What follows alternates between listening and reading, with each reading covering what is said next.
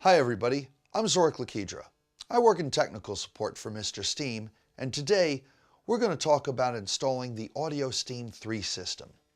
The AudioSteam3 is a great way to listen to music during your Steam session. Here's how you install it. You start with what we call Extender Box A. This is the cable that plugs into your generator. You'll notice that there's a punch-out hole on the right side of your generator, near where the controller plugs in.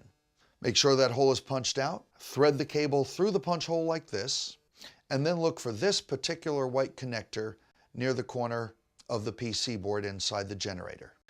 Slide the white plug onto it like this, oriented like so, so that the cables are pointed towards the back of the generator. Make sure that's in good and tight, and you're ready to move on.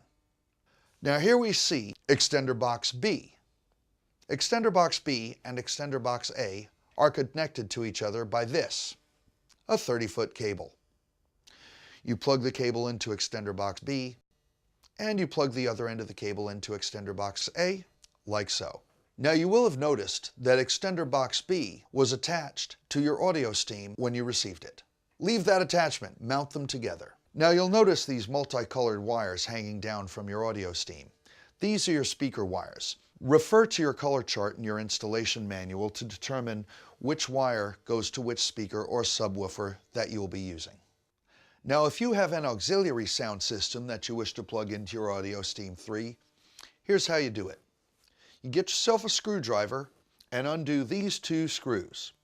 That will release this panel. That is where you plug in your auxiliary sound system. This wire is your FM antenna. Once you've connected your auxiliary sound system, simply replace this panel with the two screws. There is only one thing left to do, to plug in the power cable into a power outlet. Now you're ready to enjoy music and sound with your Steam.